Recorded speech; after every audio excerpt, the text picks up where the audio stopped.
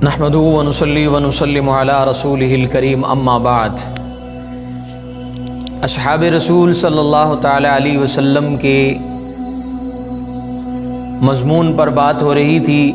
آج جس شخصیت کے بارے میں ہم نے بات کرنی ہے ان کا نام نامی اسم گرامی حضرت ابو بکر صدیق رضی اللہ تعالی عنہ ہے۔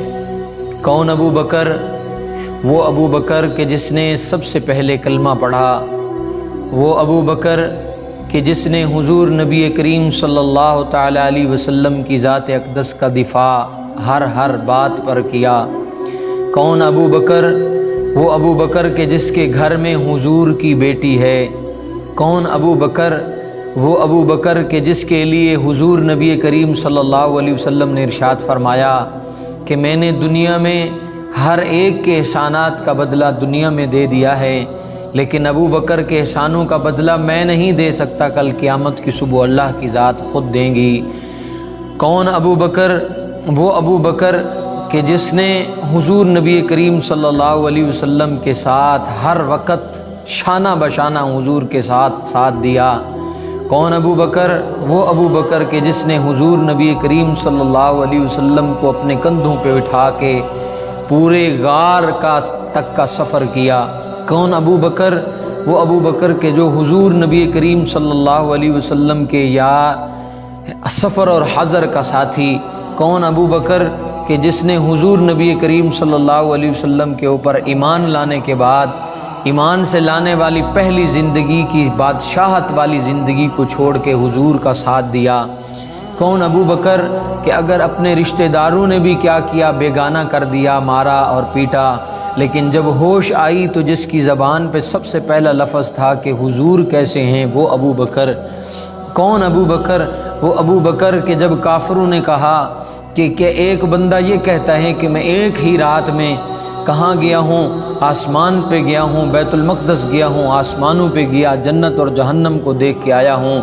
اب وہ ابو بکر کے سامنے جب کہا گیا کہ یہ تمہارا دوست کہتا ہے تو حضرت ابو بکر نے پھر فرمایا ہاں اگر محمد مصطفیٰ کہتے ہیں تو پھر واقعی وہ گئے ہوں گے اور واقعی ایسا ہوا ہوگا۔ کون ابو بکر؟ وہ ابو بکر کہ جس کے لیے حضور نبی کریم صلی اللہ علیہ وسلم نے فرمایا مجھے ابو بکر نے اتنا فائدہ دیا ہے کہ اتنا کسی اور نے نہیں دیا۔ کون ابو بکر؟ یہ وہ ابو بکر ہیں کہ اصحاب رسول میں سے جلیل القدر صحابہ، وہ حضور نبی کریم صلی اللہ علیہ وسلم کے اوپر ایمان لانے والے جو صحابہ ہیں ان میں سے اکثر صحابہ جو جلیل القدر صحابی ہیں وہ حضرت ابو بکر کی دعوت پر ایمان لائے۔ کون ابو بکر؟ وہ ابو بکر کہ جس نے سب سے پہلے حضور نبی کریم صلی اللہ علیہ وسلم کے ساتھ دیا اور کلمہ پڑھا اور حضور نبی کریم صلی اللہ علیہ وسلم کے دامن میں آ کے بیٹھ گئے۔ حضرت ابو بکر صدیق رضی اللہ تعالی عنہ، وہ ابو بکر کہ حضور نبی کریم صلی اللہ علیہ وسلم کے دنیا کے جانے کے بعد جس نے پوری امت کو سنبھالا، صحابہ کرام رضی اللہ تعالیٰ عنہ مجمعین کو سنبھالا۔ کون ابو بکر؟ وہ ابو بکر کہ جس نے حضور نبی کریم صلی اللہ علیہ وسلم کے بعد زکوٰۃ کا انکار کرنے والوں کے خلاف جہاد کیا اور فرمایا کہ جو حضور کے سامنے حضور کے وقت ہوتے ہوئے اونٹنی بھی دیتا تھا اور اس کی نکیل بھی دیتا تھا، اب اگر وہ یہ کہے گا کہ میں اونٹنی تو دوں گا نکیل نہیں دوں گا، ابو بکر اس کے خلاف بھی جہاد کرے گا۔ کون ابو بکر؟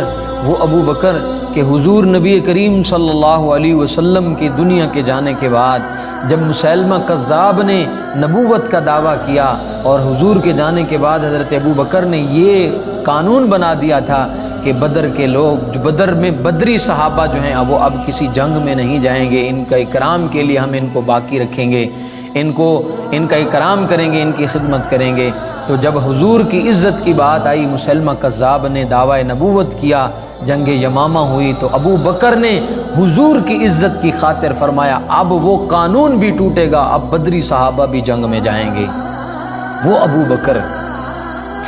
ابو بکر کہ حضور نبی کریم صلی اللہ تعالی علیہ وسلم نے ایک دفعہ جبریل آئے اور جبریل سے پوچھا جبریل میرے عمر کی شان تو بتاؤ، تو جبریل نے کہا آقا آپ کے عمر کی شان اگر بیان کرنی ہے تو ایک فرشتہ حضرت نوح کی عمر لے کے آئے، حضرت نوح علیہ السلام کی عمر یعنی 950 سال 1000 سال کی عمر لے کے آئے اور وہ آ کر کے آپ کے عمر کی شان بیان کرتا رہے، لکھتا رہے، تو اس کی عمر تو ختم ہو جائے گی لیکن آپ کے عمر کی شان ختم نہیں ہوگی۔ تو حضور نبی کریم صلی اللہ علیہ وسلم نے فرمایا عمر کی شان اتنی ہے، اور عمر کی کتنی شان ہے کہ اور یہ عمر یہ ابو بکر کی نیکیوں میں سے ایک نیکی ہے۔ علامہ جلال الدین سیوطی نے رحمۃ اللہ علیہ نے لکھا ہے کہ حضرت عائشہ صدیقہ رضی اللہ تعالیٰ عنہ فرماتی ہیں تاروں بھری رات تھی، آسمان پہ تارے تھے، میں نے حضور نبی کریم صلی اللہ علیہ وسلم سے پوچھا آقا کیا ایسا بھی کوئی بندہ ہے کہ جس کی اتنی نیکیاں ہوں جتنے آسمان کے ستارے؟ تو حضور نبی کریم صلی اللہ علیہ وسلم نے فرمایا ہاں عائشہ ایسا بھی بندہ ہے۔ تو حضرت عائشہ فرماتی ہیں میرے دل میں یہی بات تھی کہ حضور میرے ابا جان کا نام لیں گے، تو فرماتے ہیں حضور نبی کریم صلی اللہ علیہ وسلم نے فرمایا عائشہ ہاں ہے ایسا بندہ، تو فرمایا کون ہے؟ فرمایا وہ عمر ہے۔ حضرت عائشہ فرماتی ہیں عمر کا نام سن کے خوشی تو ہوئی، چاہ تو ہوئی، لیکن وہ چاہت جو باپ کا نام سن کے ہونی تھی وہ نہیں ہوئی۔ تو حضرت عمر حضور نبی کریم صلی اللہ علیہ وسلم نے فرمایا عائشہ مجھے پتہ ہے تم کیا چاہ رہی تھی۔ فرمایا تم یہ چاہ رہی تھی کہ ابو بکر کا نام آئے گا۔ فرمایا عائشہ عمر کی اتنی نیکیاں ہیں جتنے آسمان کے ستارے ہیں، لیکن ابو بکر عمر ابو بکر کی ان نیکیوں میں سے وہ ایک نیکی ہے۔ کتنی بلند مرتبہ ہوگا حضرت ابو بکر کا، کتنی بلند مقام ہوگا حضرت ابو بکر کا۔ اور ان کے اگر ہم دیکھیں خدمات کو، حضرت ابو بکر صدیق رضی اللہ تعالیٰ عنہ غزوات میں حضور کے ساتھ ہر غزوے میں شریک۔ بدر میں حضرت ابو بکر نے فرمایا میں نے حضور کو دیکھا، حضور نبی کریم صلی اللہ علیہ وسلم نے بدر کی رات میں کیا کیا ہوا ہے، سر جھکایا ہوا ہے اور سر سجدے میں اللہ سے یہ دعا کریں یا اللہ میری ساری زندگی کی جمع پونجی یہی 313 ہیں، اگر آج یہ نہ رہے کل ان کو شکست ہوئی تو قیامت تک آپ کا نام لینے والا کوئی نہیں رہے گا۔ اب جب ہم اس بات کو دیکھتے ہیں ہمارے سامنے یہ بات آتی ہے، تو پھر اگر احد کی ہم جنگ دیکھیں تو حضرت ابو بکر اس میں بھی ساتھ، کہ جب وہ 700 صحابہ کرام میں سے کہ جب حملہ ہوا لوگ صحابہ چلے گئے تو 12 صحابہ کرام رضی اللہ تعالیٰ عنہ مجمعین حضور نبی کریم صلی اللہ علیہ وسلم کے ساتھ تھے۔ ان 12 میں سے حضرت ابو بکر بھی تھے، حضرت عمر بھی تھے، حضرت عثمان، حضرت علی رضی اللہ تعالیٰ عنہ بھی تھے۔ کیا عظمتیں ہیں حضرت ابو بکر کی۔ حضرت ابو بکر صدیق رضی اللہ تعالیٰ عنہ کے اندر بخاری کے اندر روایت ہے حضرت علی رضی اللہ تعالیٰ عنہ نے حضرت فاطمہ سے شادی کی، تو حضرت فاطمہ کی شادی ہوتے ہوئے حضرت علی نے کسی اور عورت سے شادی نہیں کی، کہ حضرت فاطمہ کی خصوصیت تھی اور حضور نے منع فرمایا تھا۔ لیکن حضرت فاطمہ کے دنیا سے جانے کے بعد حضرت علی رضی اللہ تعالیٰ عنہ کی ایک شادی ہوئی سیدہ حنفیہ رضی اللہ تعالیٰ عنہ کے ساتھ، ایک عورت ہیں، تو ان سے ایک بیٹے پیدا ہوئے حضرت علی کے جن کا نام ہے محمد بن حنفیہ۔ وہ فرماتے ہیں کہ میں نے ایک دفعہ اپنے والد حضرت علی ابن ابی طالب سے پوچھا کہ اللہ کے نبی صلی اللہ علیہ وسلم کے بعد روئے زمین پہ سب سے عظیم ہستی کس کی ہے؟ تو حضرت علی رضی اللہ تعالیٰ عنہ نے مسکرا کے فرمایا حضور کے بعد سب سے عظیم ہستی جس کی ہے اس کا نامی حضرت ابو بکر صدیق ہے۔ قربان جاؤں، یہ حضرت علی کے منہ سے حضرت ابو بکر صدیق رضی اللہ تعالیٰ عنہ کی تعریف کہ اتنی محبتیں ان لوگوں کے درمیان آپس میں تھی۔